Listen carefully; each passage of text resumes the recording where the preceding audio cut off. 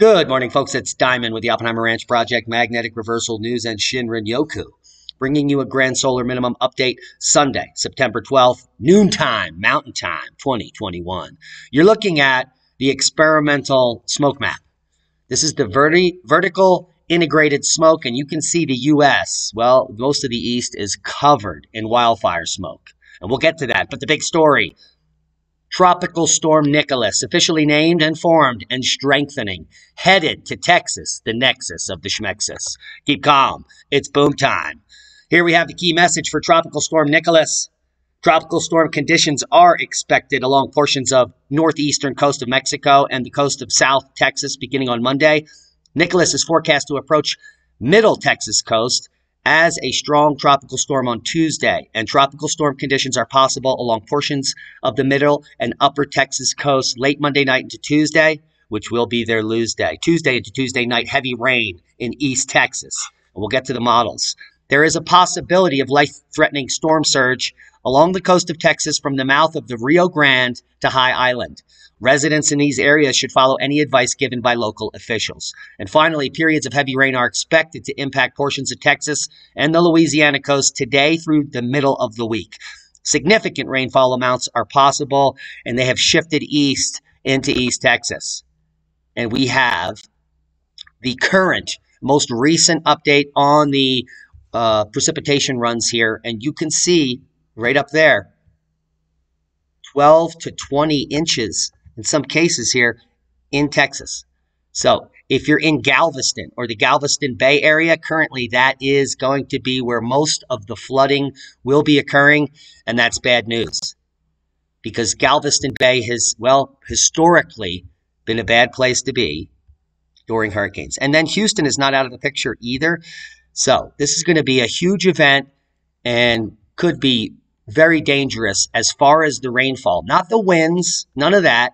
We're talking about flash flooding and, well, extreme flooding with that amount of rain. And then it brings us back a little to the 1900 Galveston Hurricane.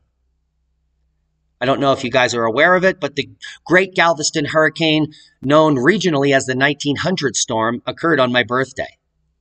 It was the deadliest natural disaster in United States history and the fifth deadliest Atlantic hurricane overall. Between 6,000 and 12,000 fatalities in the United States.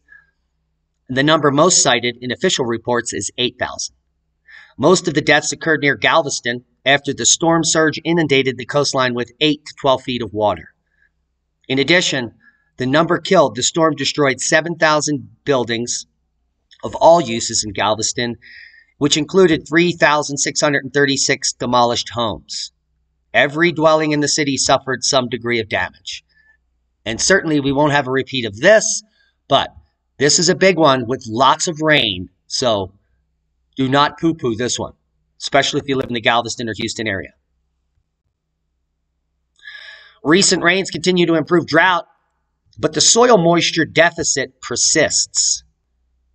And anytime you have a prolonged drought, you're going to dry out the soil, and it's going to take a while to rehydrate that soil. So good news about the recent rains. Bad news that clouds affected by wildfire smoke may produce less rain.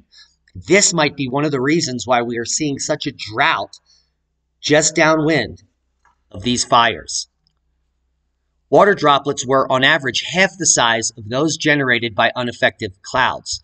Now, based on that alone, that means that clouds affected by wildfire smoke may produce half the rain that normal clouds produce. And that's the last thing we need to know, especially with wildfire smoke waves arriving daily across the country. And you can see here coming into Minnesota, North Dakota. And West Coast wildfire smoke returns to New York City. Air quality is currently good, but that will probably rapidly diminish. And I want to bring you over to this resource here. It's the Noaa Smoke Map. And it's an experimental map, but it's extremely engaging. Here is the near surface smoke. So this is the smoke that you're actually going to be able to see and breathe if you're on the surface. And here we are at the Four Corners region. It's just clearing up today. So this plume has moved over. It was much smokier here, and we're now opening up into this clear patch. You can see the entire Northeast is basically covered in smoke, and the Midwest is the worst affected. And much of this is emanating here from the near-surface smoke coming from the giant fires in Northern California.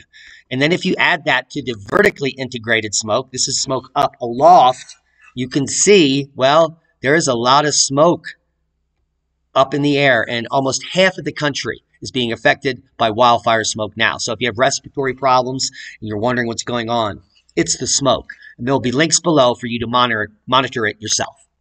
You're welcome. Now, a new paper coming out this week showing a 25,000-year-long seismic cycle. Huh. Where did I hear that number before?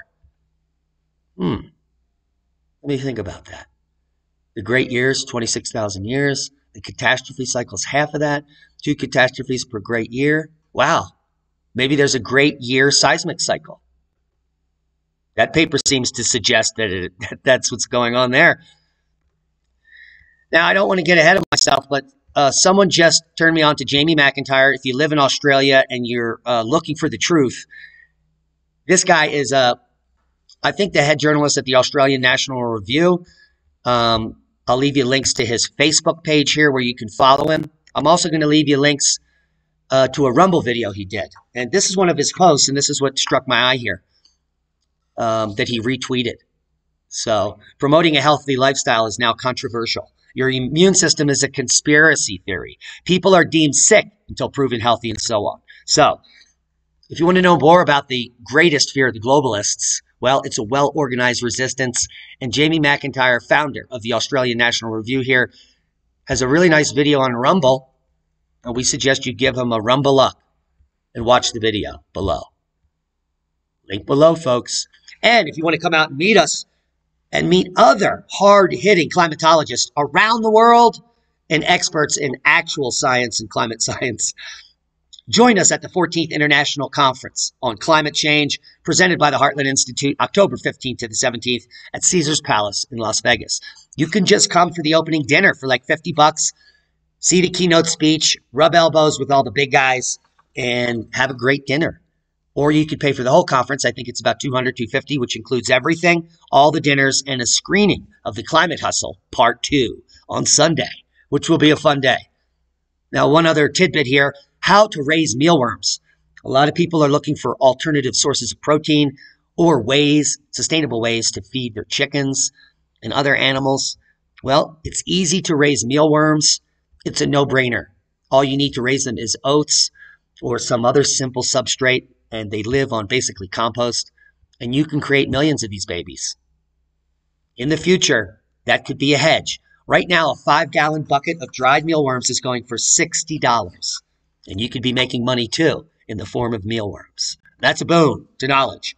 Proper prior planning prevents piss-poor performance in a dystopian world where, well, we're just getting by, day by day. One thing at a time, one step at a time, you can do it. Find like-minded people, build community, be safe. We love you. That's a boom.